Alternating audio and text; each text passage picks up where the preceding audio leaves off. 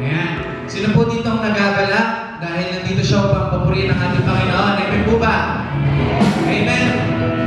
So, sa araw po nito, praise. Ayan. Bago po tayo magsimula, nais ko lang po i-share itong Bible verse na matatagpuan po sa James chapter 1 verse 2 to 4. Mga kapatid, magalang kayo kapag kayo ay tumaranas ng ibang uri ng pagsubok. Dapat ninyong malaman na napatatag ang ating pananampalataya sa pamamagitan ng mga pagsubok at dapat kayong magpakatatag hanggang wakas upang kayo maging ganap at walang pagkukulang. Amen po ba? Hallelujah! Ayan! So praise God! Hallelujah!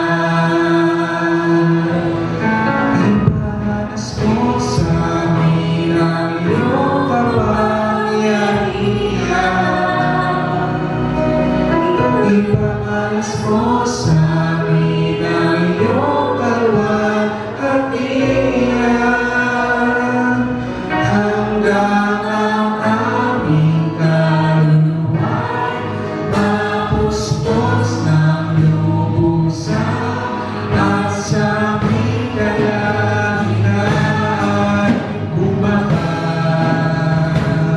ang kalangitan. Dakila ang iyong ngalan, iparas mo sa dakila, iparas mo ang iyong ngalan.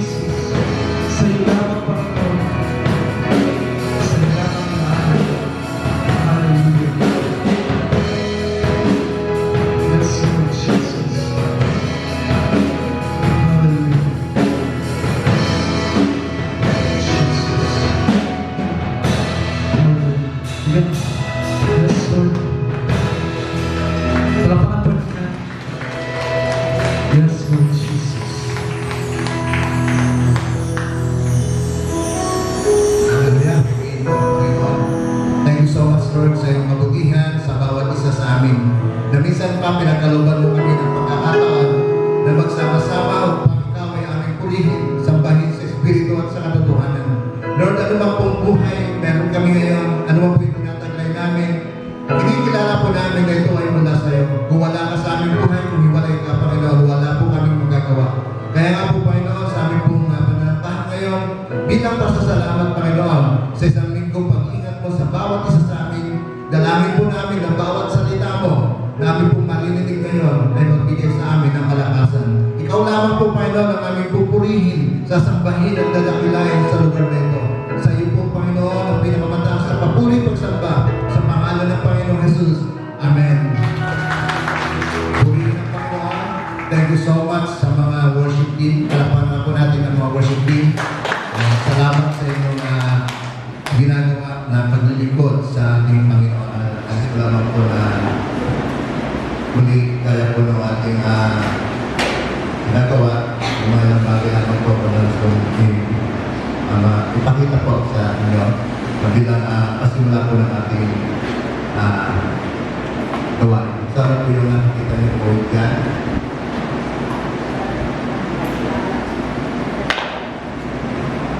Sa pag nakita niyo po yung bagay na yan, ano yung pumapasok sa isip po natin.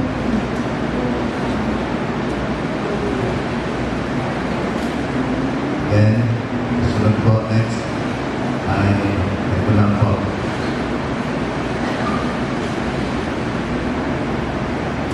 Ito na meron po kayo mga idea. Ano po yan? Sumunod po yun. Then, last po. Ito. Ano po ang sabi doon? Ano pinababasa natin? Stop. Prepare. Stop. Alam niyo sa buhay po natin na kuminsan ay ito, ganda. School textbook yung takbo natin. Tapos may mga ilang bagay na makikita tayo kahit po yung pag-nakita na medyo diretso sana yung lakad natin, yung travel natin, diretso sana pero may makita po tayo ng warning o mga sign na ito ang daan. And then, sabi doon, prepare to stop. Kaya po natin may mga pagkakataon po minsan na parang ating tumigil. Sa niyo po ba yun?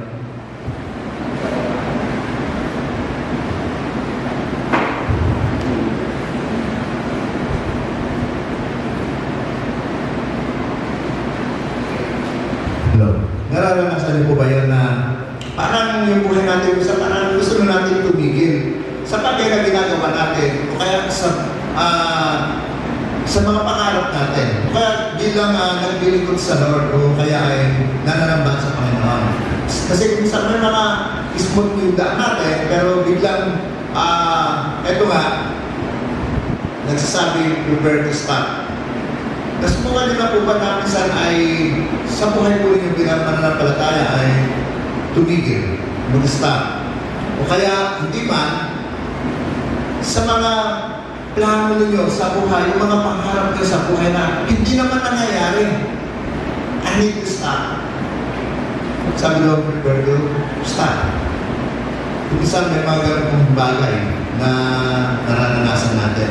So sa umaga po ito, pamagatan po natin ang ating pumag-aaralan, move on for God's plan in your life.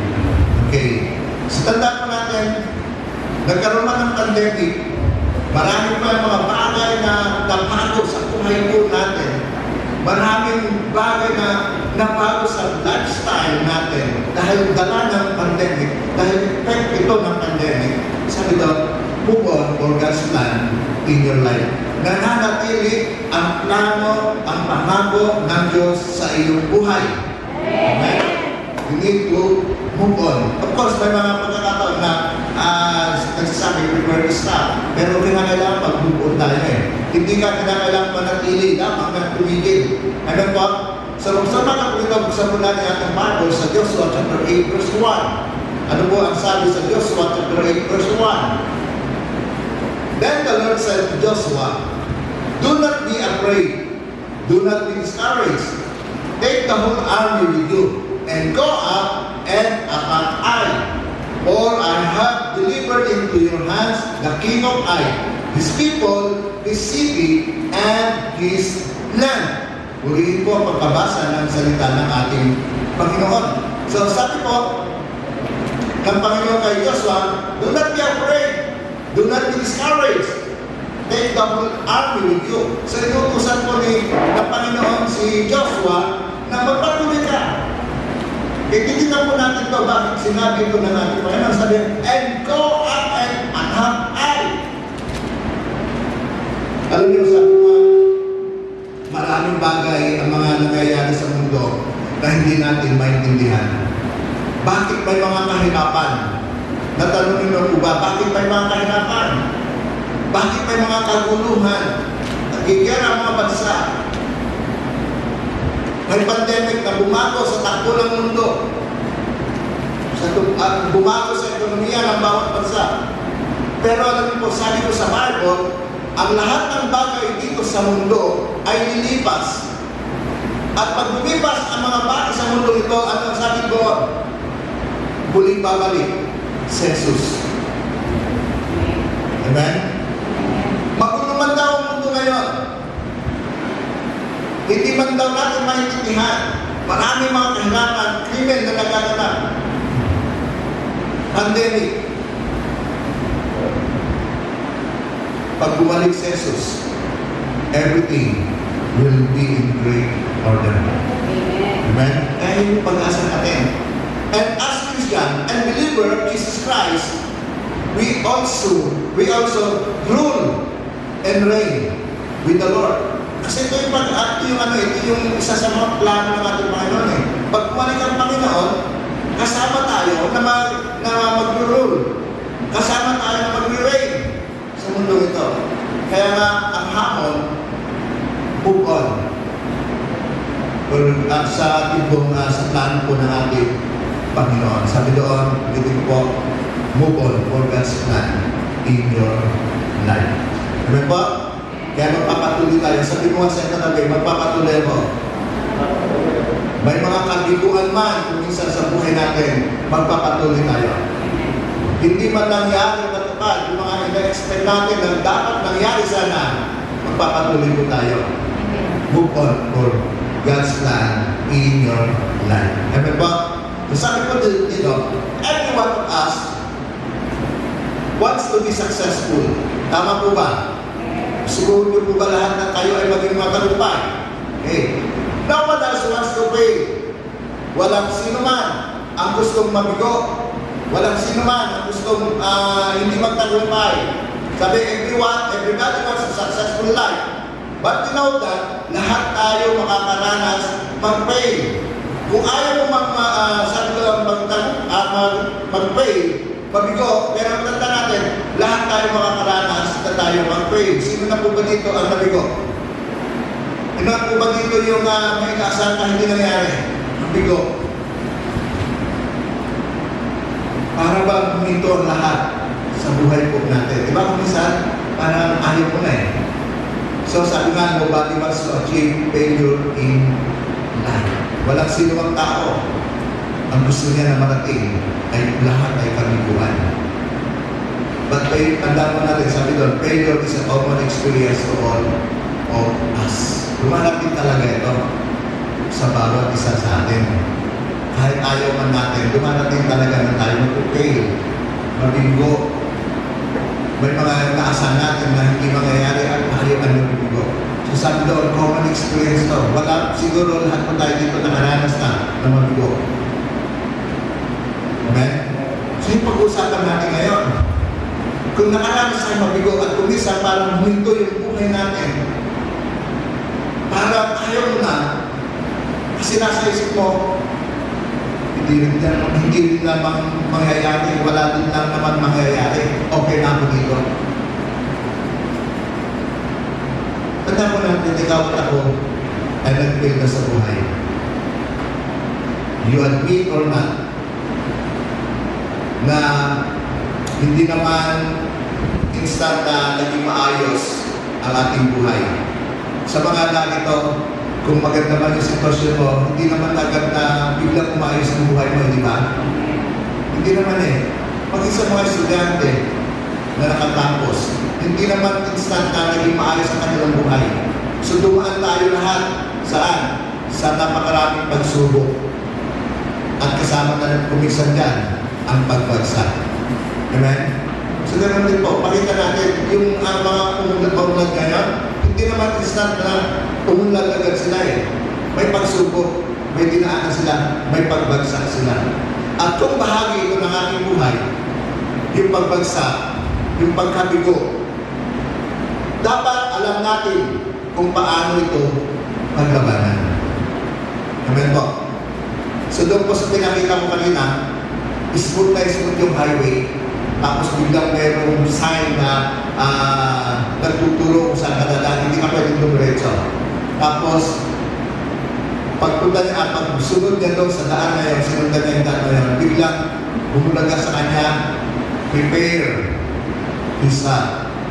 So sabi ko, parang sa buhay ko natin na, minsan saya-saya natin eh. Diba? Tapos biglang lumungkot. Minsan kahit balita lang eh. Bigla kang lulungkot. Diba? Ano ba? Minsan saya-saya mo, may mga plano ka, tapos bigla kang mababalitaan na sa balita na magbibigay sa'yo ng kalungkutan o pagkabigo. So sabi ko doon, hinga po natin. If failure is common experience to all of us, paano natin ito paglalabanan? Okay, sa Lord?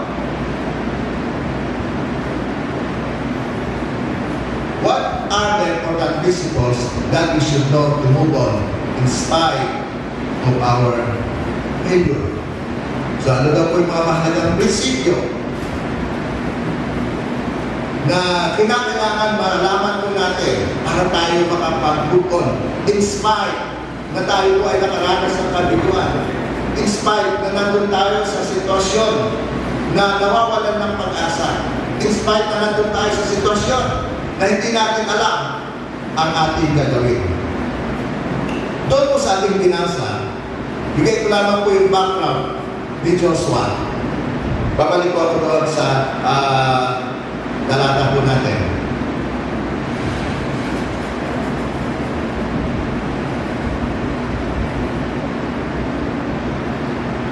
Ayan. Sabi ko doon, bigyan ko lamang po ng background kay Joshua.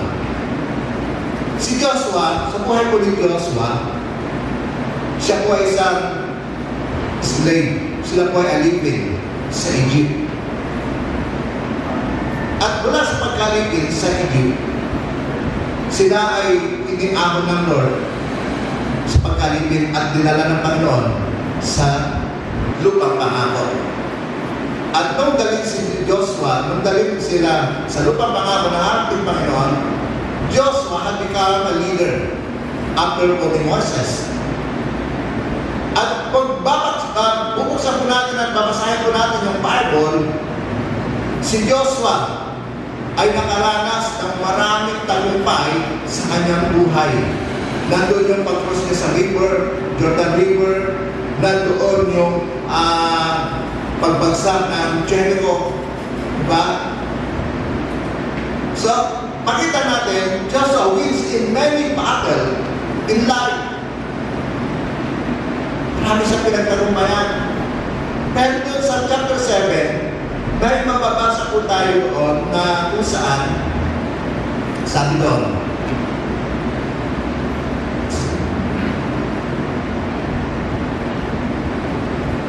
sa chapter 7, mababasa natin doon, sabi ko doon, Joshua said, Alas, Sovereign Lord, why did you ever bring these people across the Jordan to deliver us into the hands of the Amorites to destroy us? If only we had been content to stay on the other side of the Jordan. Okay. So makita po natin dito, ang dami mong naranasan ng tagumpay ni Joshua, pero sa pagkakataon, doon po sa chapter 8, ay malungkot siya. At doon sa kalungkutan niya yun, kasi tumaras po sila ng kabiguan, yung sasalakayan nila yung ay, nabigo sila. And then umabi ko sila, sabi dito, question niya yung Lord. tinanong niya yung Panginoon, stop questioning God when we feel that we are in the lowest part of our life. Si Diyos kasi dumating yung sitwasyon sa buhay niya na yung tinatawag na lowest part ng kanyang buhay na parang wala nang tagumpay. Parang yung tagumpay niya na binigay ng Lord yung pag-cross nila sa river. Yung river na yun, sabi ko doon sa Margot, malakas ang agos, walang makakawin. Ba't bumaba ang Lord para sila makatawid doon? Yung wall of Jericho na sabi doon, ang lakas, ang taas, ang kapal, bumagsak yun. So, nagtagumpay siya sa maraming bagay. Pero ito, nakaranas po siya ng defeat sa kanyang buhay. And Joshua was so lonely. Sabi ko doon, and sa pagkakataon po niyon, nag-question siya sa Lord.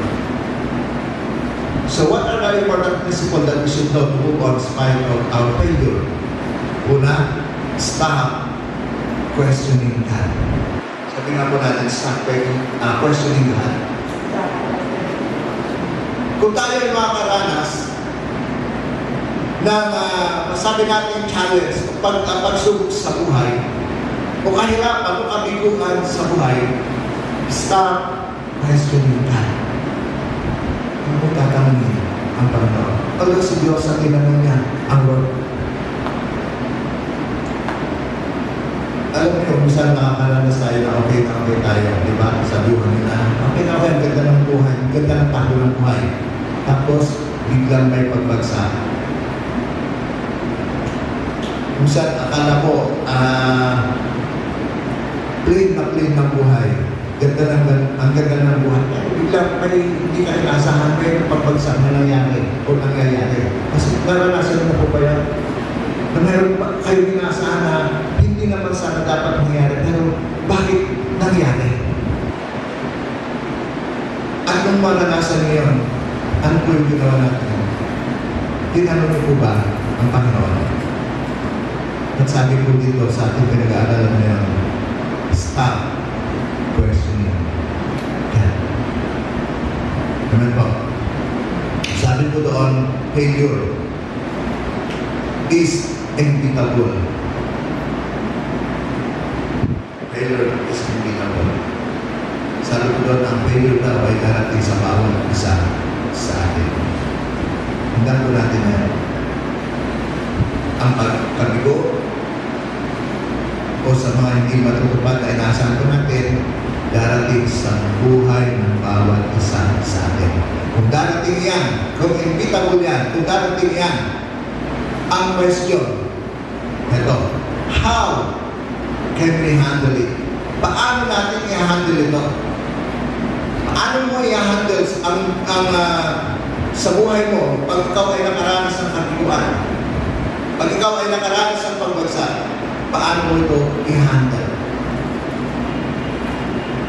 Sabi ko doon, sa principle that we need to remember is una, stop questioning God. Amen po. So si Joshua, doon sa chapter 8, verse 1, despite na nakaranas siya ng maraming tagumpay, victory sa kanyang buhay, eto siya ngayon, nagmumukmo. Yun yung damdamin ni Joshua. Kaya sabi ng Panginoon sa kanya, Joshua, go up. Sama mo ang iyong army. Sa lakalin mo ay pagtatagumpayin ko kayo. Alam niyo, kung babasahin lang natin, para hindi natin maintindihan, pero pag ilalagay natin yung ating sarili, bakit sinabi ito ng Panginoon kay Joshua? Si Joshua during the time, ang piling niya malungkot at ang piling niya talunan siya at higit sa lahat, ang piling niya nag-iisa siya. Nasubukan niyo ba? Naramdaman niyo na po ba sa inyong buhay na parang kayo ay nag-iisa sa buhay? Subukan niyo na, parang nag-iisa ka. Eh kung isang may mga nababasa tayo o may narinig tayo, hindi ka nag-isa. Pero bakit nararanasan natin parang tayo nag-iisa. Sino po nakaranas doon? Nakaramdam na parang ikaw ay nag-iisa. Ito na nakapagtaka. Million and billions of people in this world. Pero bakit maraming mga tao ang pakiramdam nila, sila ay nag-iisa? Kapatid, pag naramdam mo kung ikaw ay nag-iisa, hindi ka nag-iisa. God is with you. Meron po ba? Billion of people, hindi ka nag-iisa. Billion of people, maraming tao ang piling nag-iisa. At tandaan mo natin, dahil kilala mo Lord, hindi ka nag-iisa. Dumating man yung tinatawag na lowest part of your life. Ano ba yung lowest part ng ating buhay? Isang pulo-pulo ng problema. Kung saan di mo na alam ang gagawin. Iiyak ka na lamang. Luluha ka na lamang. Magmumukha ka na lamang. At si Joshua sabi nga nung naranasan niya ito, question niya, Lord. Sabi niya, why did you bring these people across the Jordan? Bakit po pa kami tinawid? At bakit po kami iniligtas? Kung sa kamay ng mga Amorites. Sabi po niya doon, kung ibigay din lang ang kami sa kanilang mga kamay. Alam niyo po ito. Sa buhay ni Joshua, pagdating po doon sa chapter 8, na kung saan siya nagpupunta, nakalimutan ni Joshua, nakalimutan niya na siya ay pinagtagupan ni Lord sa mga daang panahon ng kanyang buhay. Sabi doon, from Egypt to Promised Land. Nakalimutan ni Joshua yun. Na ang daming himala ang ipinaranas ng Lord sa kanya. Pero sa isang pagkakataon na sabi nga doon, natalo sila, nakalimutan niya ang bagay niya at sinisingnan niya ang Panginoon. Alam ko minsan sa buhay man ng palataya, pag ang Christian, pinagpapala ni Lord, napakasaya. Ano po ba? Sino po ba ang pag pinagpapala ni Lord ay masaya? Yan. Yung po ang Christian. Pero, pag dumating ang failure, pag dumating ang challenge, ang pagsubok, minsan, natatanong na natin si Lord, Lord, bakit ako? Ba? Eh, ang tanong ko, nung ikaw ba ay pinagpapala ng Lord, Lord, bakit ako? Ba? Ang tanong mo ba sa Lord nung kayo pinagpapala ng Lord, Lord, bakit ako?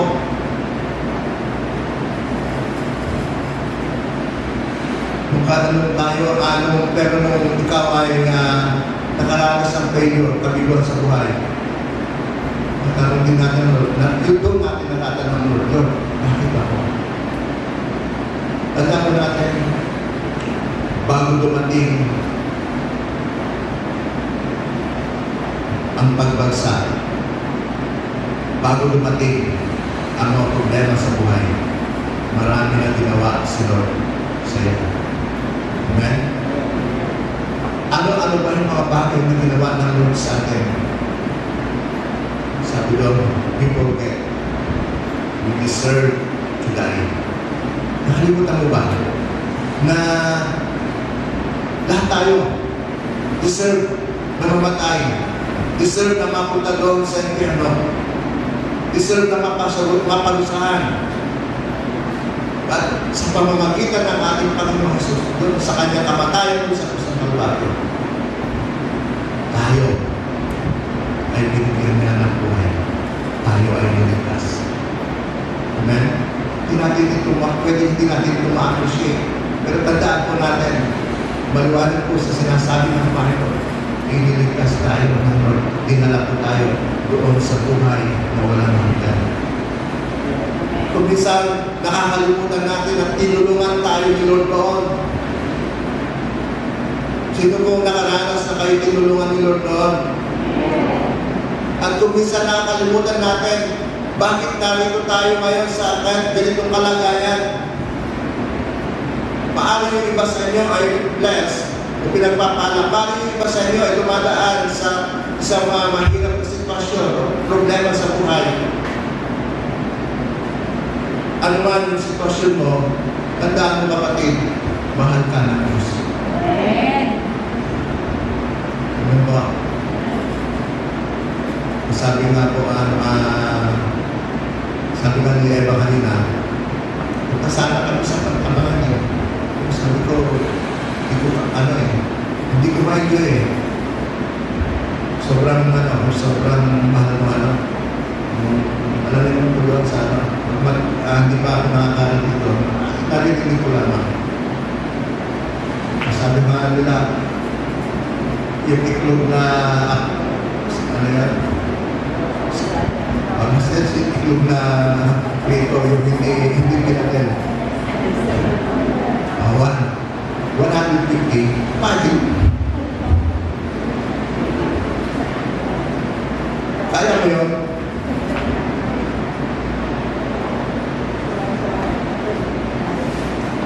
Yung kape 300 sa tasa. All in all, kwento lang naman. Breakfast, 800. Ang laman ng breakfast, itlog, prito, tusino, kape, 1 cup of tawag dito, rice, budget 800. Kaya niya yun. Kaya sabi ko, maluto ka na lang. Mabubusog din tayo.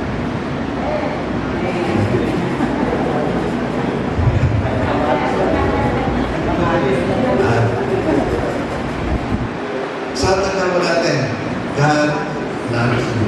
Mahal ka na mahal ka.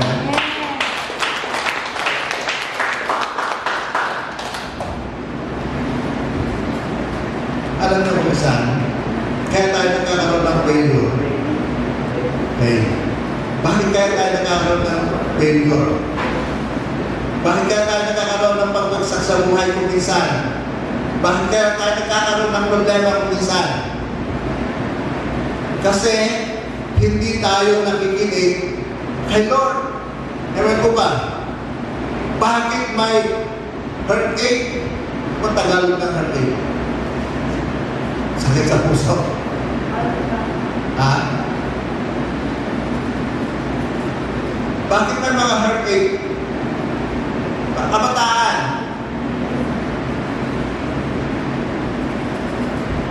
Bakit?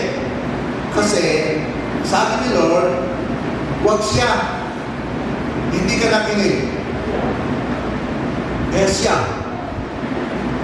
Tayo, nagkaroon ng heartache. Alam na alam, masasentro.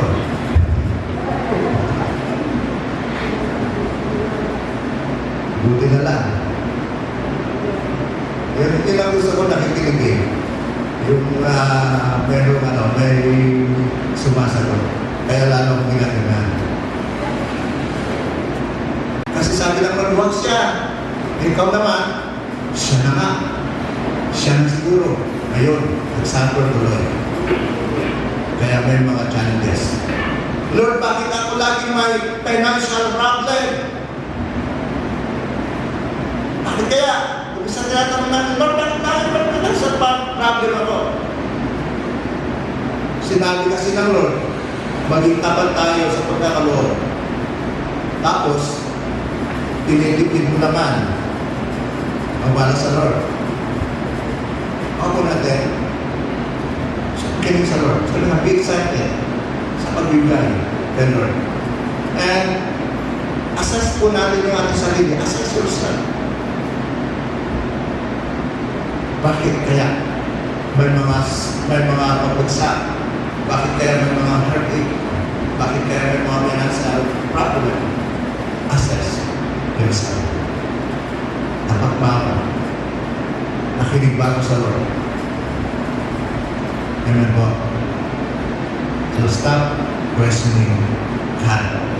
Kasi ang kadalasan, Ang bottom line doon, hindi tayo nakikinig kay Lord. Matuto tayo makinig kay Lord. Amen po ba? What are very important principles that we should know to move on in spite of our failure? Sabi doon, stop looking on your stop looking on your failures.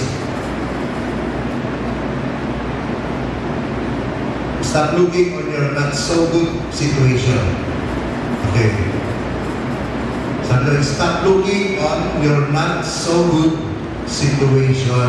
Sabi ko doon, huwag daw po natin titignan kung yung sitwasyon natin ngayon ay hindi mabuti. Eh, nakikita niyo po ba ang sitwasyon ngayon na hindi mabuti? Sabi doon, huwag daw natin titignan. Huwag daw tayo huwag tayo maging focus doon. Sabi doon, do not be problem conscious. Instead, be a power conscious. Yan, isa sa mga paano natin i-handle, yung mga pagbagsak sa buhay natin, yung mga challenges sa buhay natin, yung mga problema sa buhay po natin. Sabi doon, stop looking on your not so good situation. Sabi mo, tantanan mo ang kakaisip sa iyong problema. Amen po ba? Tantanan mo ang kakaisip sa iyong mga failure.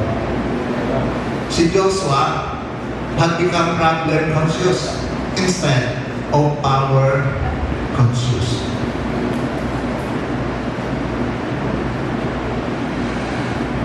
Ang tinitignan lang ni Joshua,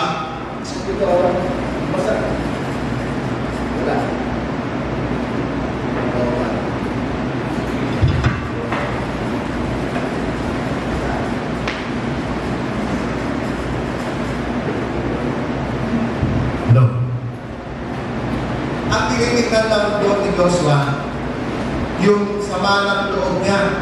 Sabi na, talo kami. Tinalo kami ng ay. Hindi tinitignan ni Joshua yung power na bigay sa kanya ng ating Panginoon. Nanalo kami. Madalas ganyan din ang buhay natin. Kaya hindi tayo agad makapag-move on dahil balik tayo ng balik sa ating mga failures. Paano po yun? Talas nakita lagi po natin tinitignan yung ating failures. Ganun din po si Joshua. Talo kami. Ganun din tayo kumisan. Nakikita natin yung mga failure natin. Sabi nga ng friend mo, friend, Bes, kaya mo yan. Ikaw pa. Tapos ikaw naman, hindi ko kaya, Bes. Hindi ko kaya, Bes. So stop looking on your not so good situation. Huwag tayo maging problem conscious. Instead, ano ba yung what power we have? Sabi ko doon, merong Diyos sa buhay. You are a child of God. Amen? Talapakan po natin ang Lord. Kaya mo yan. Ano ba yung sitwasyon mo hindi magpaganda ngayon? Kaya mo yan. Amen? Tabi mo sa katabi. Kaya mo yan, Bes. Ayos, brother Vitalis, yung graduate. Best. Best friend.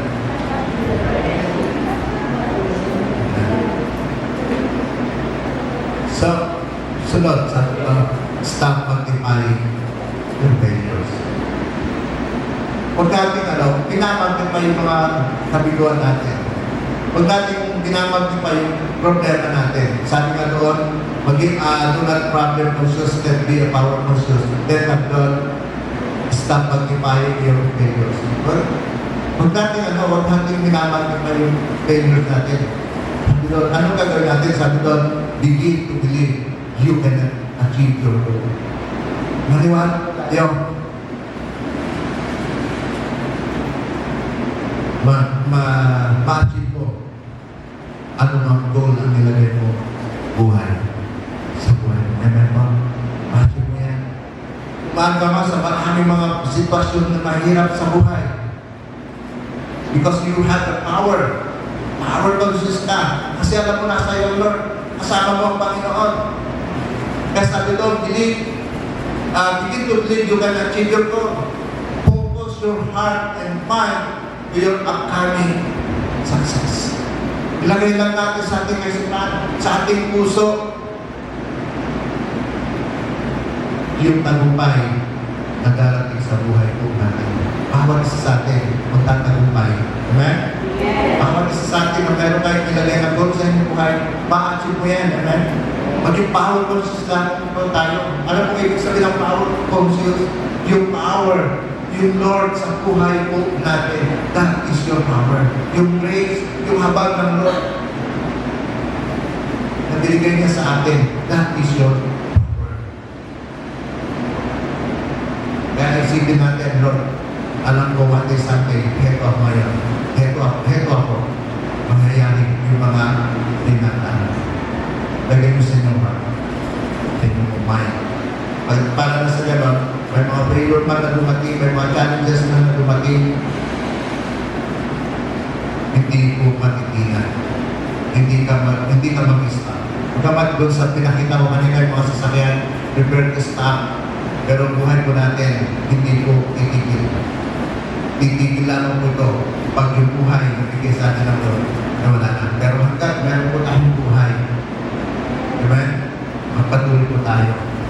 Amen? Dahil yung plano ng Lord ay mabuti. Amen po? Sabi nga, tingnan mo yung gagawin ni Lord sa'yo. Maraming gagawin si Lord sa'yo. At kung ang tinitignan mo yung gagawin ni Lord sa'yo, hindi ka ayaw. Amen? At kung ang tinitignan mo ang focus lang ang iyong puso, ang iyong kaisipan, yung success na darating sa iyo dahil kasama mo ang Lord, hindi ka ayaw. Bakit? Dahil may Diyos ka na mag-aangat sa iyo. Ganun mo ang Diyos, gumagawa mo sa buhay natin. Amen? Gumagawa siya. Hindi po yung nakilala lang natin siya ay Diyos. Tapos, nakilala lang natin siya na Diyos. Kinakailangan sampahin, kinakailangan pumunta sa church, paglikuran. Tapos, hindi po. Yung ginagawa po natin, sinasambal po natin na Diyos. May gagawin po siya. Siya po yung mag-aangat sa buhay po natin. Amen? Then sabi doon, if you fail, do not blame others. Pag kayo po ay nabigo, po nangyari yung mga plan nyo, kadalasan, sinisisi natin yung ating kapwa. Sino na po nakasubok nun? Na sinisi nyo yung kapwa dahil meron kayong gusto na gawin, meron kayong gusto plano sana, hindi nangyari, nanisi ka ng kapwa. Sino po nakaranas nun? Meron na po ba? Sabi doon, if you fail, do not blame others. And what? Sabi doon, never use failure as an excuse for not trying again. Sa bawat failure at sa bawat pagbangon, you become wiser. You become more sensitive, renewed by the Spirit. Kung nag-fail ka, doon, hindi po yan excuse para hindi ka na sumubok ulit. Subok ulit. Amen? Kasi sa bawat failure, sabi doon, may pagbangon. At bawat pagbangon, nagiging ka ay more wiser. Amen? Nagiging mas matalino ka and become more sensitive, renewed by the Spirit. Ano sabi ko doon sa Psalms 34, verse 18? The Lord is close to the broken-hearted and saves those who are crushed in the Spirit. Ganun po kabuti ang Lord. Kung pakiramdam hearted, kung pakiramdam you're crushed, yung bang basag, durog ka, God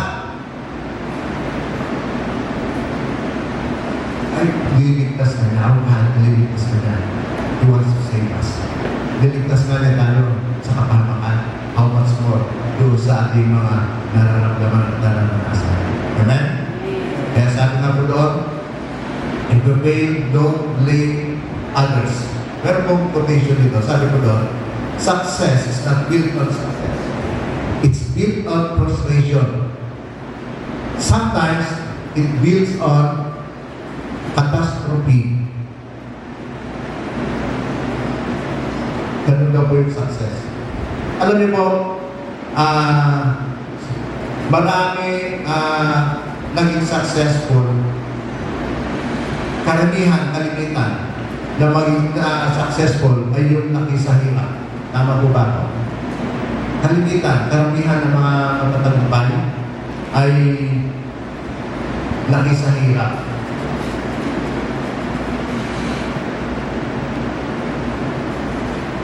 Bakit? Kasi naranasan na yung mga hirap eh.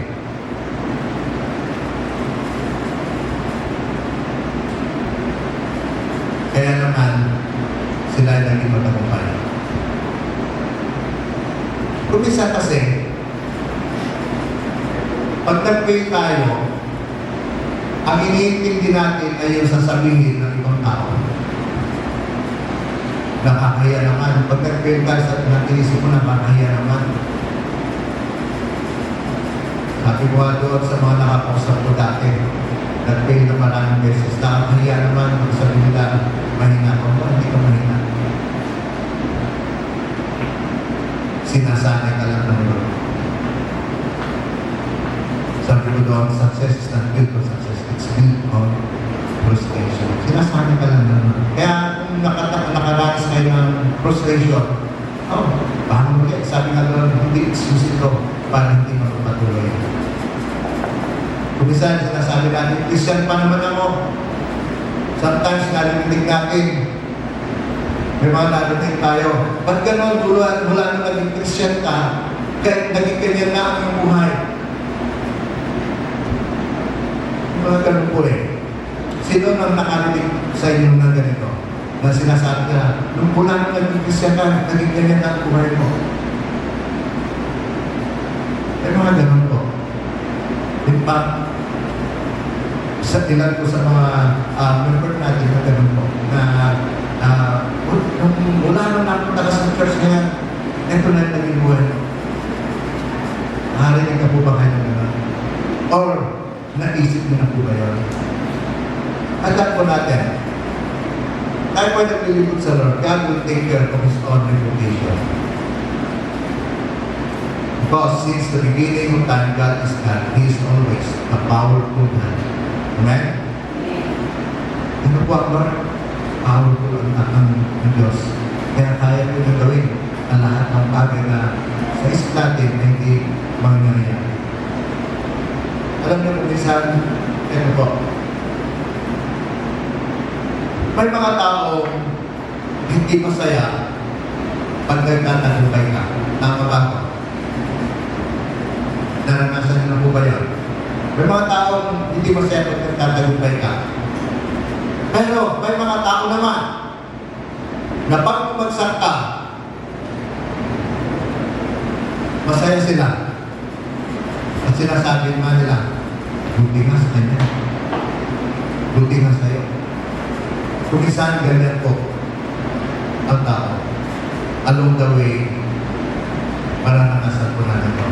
Sabi pa po sa pinakitaw natin na smooth yung daan, but along the way, yung smooth na kalsada, meron nakalagay, prepare to stop, at may nakalagay, stop. Sinasabi ko kagabi sa mga worshiping, alam niyo, sa buhay natin, sa journey natin bilang sa mananampalataya, may mga taong dadalhin ang Lord sa buhay mo, sa journey mo. Okay? At yung mga taong dinadala ng Lord, hindi dinala ng Lord yan para wala lang. Dinala ng Lord yan dahil meron silang mahalagang papel na gagampanan sa buhay mo. Kaya, enjoy mo every moment na sino yung pinadala ng Lord sa buhay mo na kasama mo, na kaibigan mo. So, ganoon din po sa atin. Yung katabi mo ngayon, pinadala yan ng Lord at may papel, may role yan sa buhay mo. Hindi pa dadala ng Lord ang taong yan across na ng iyong journey. Walang role. May role lagi yan. Kaibigan mo. Kaya maging masaya ka. Dahil meron kang kaibigan o meron kang kasama, meron kang tinatawag na church mo. Meron ba? Naintindihan mo ba natin?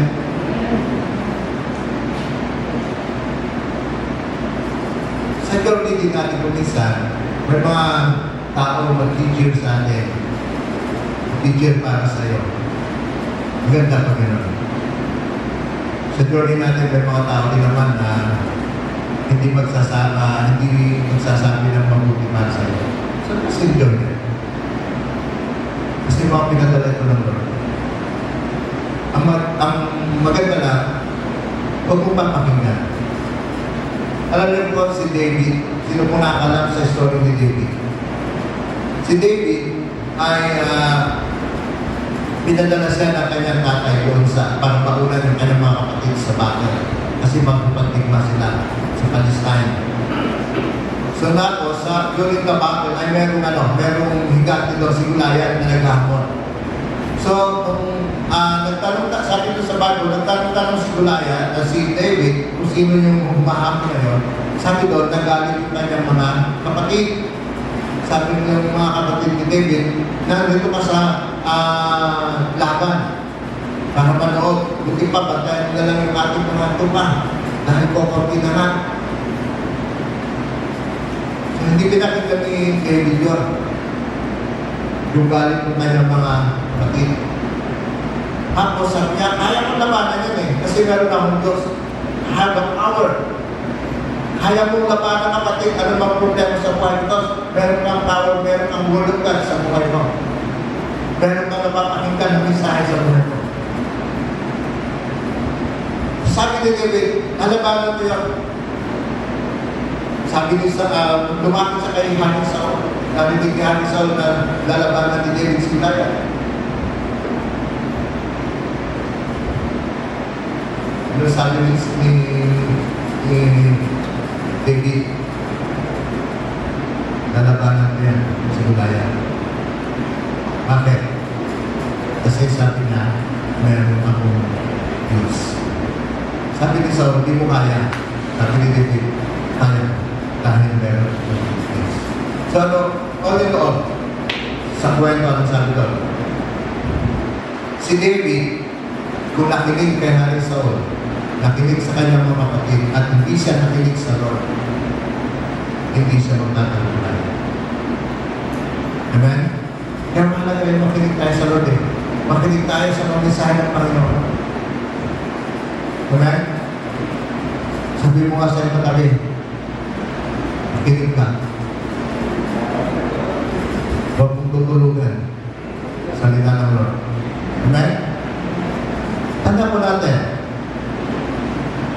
God is not interested to what people say. He is interested in you. Amen po. Dahil sabi doon, move on from failure. Don't stay repeated. Remember how God loves you so that it's not that you can move on. Sabi ko may mga failure tayo.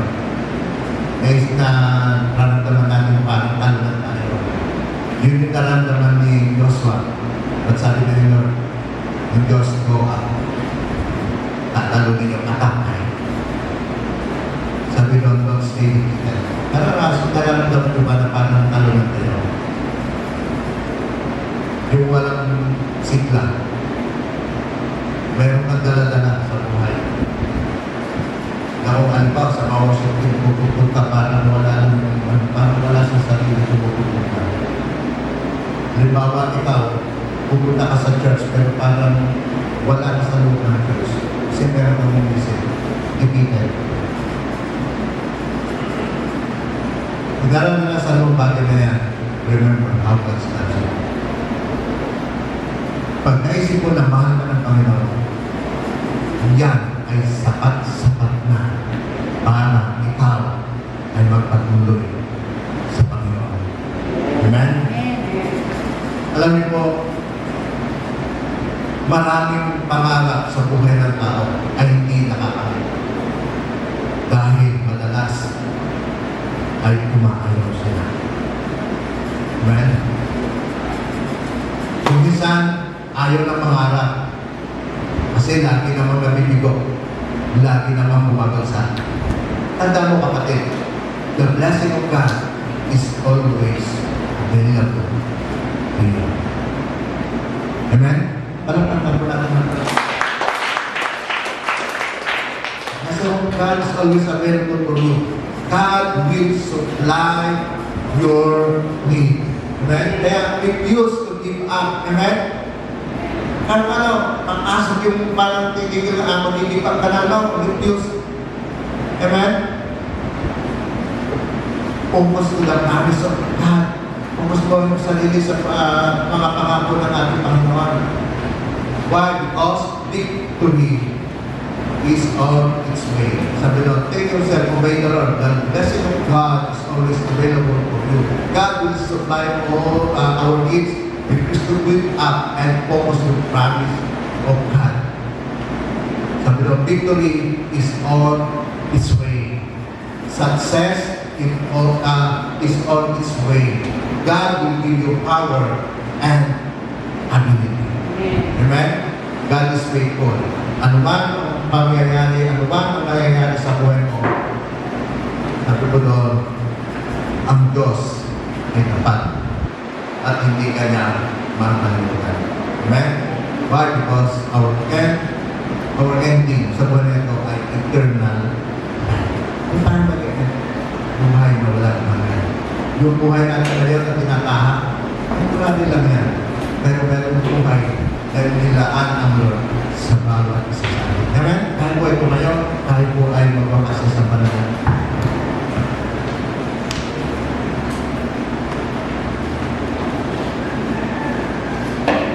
Bago tayo magpapasa sa panalangin, awitan po natin ang Lord.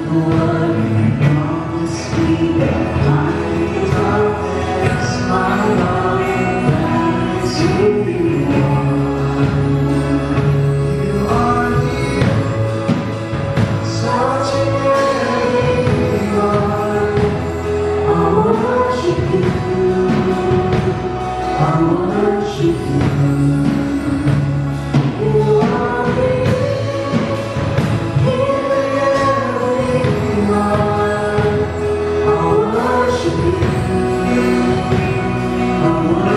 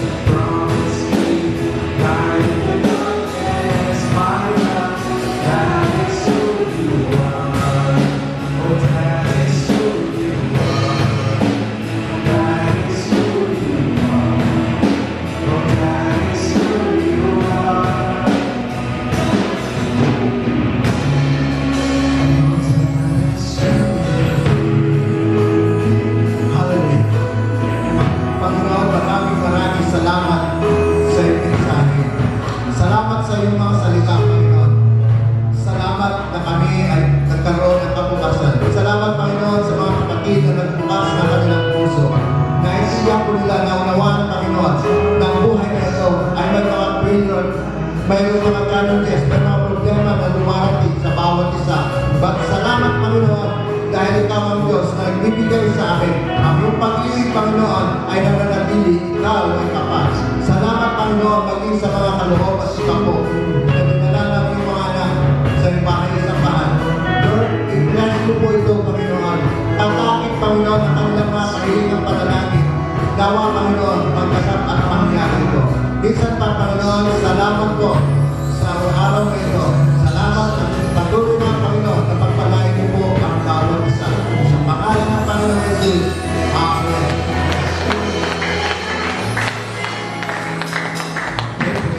Ganon, at bago tayo mag-iwan-walay, pero ka dyan na. Okay, pero kung simple ano na po yun, lunch, tapos, paglabas po sa bahay ng dito po siguro kainin. Kasi mga positive ay kung gusto kumain doon sa English law, okay lang. Kaya nandun yung inumin nyo kasi kulang yung inumin doon na nabili namin hapon. Okay, sige. Meron po ba may birthday ngayong May? Wala tayo may birthday siya. Okay, sige. Tayo po natin tumayo. Tayo po magbukas sa sampalan natin. Okay, let us pray.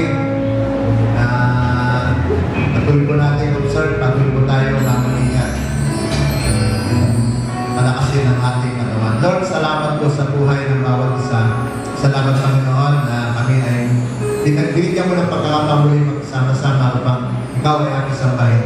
Lord, make us, Lord, one family na meron pong pagmamahalan, meron pong pagmamalasakitan sa bawat isa para po isulong ang iyong kingdom.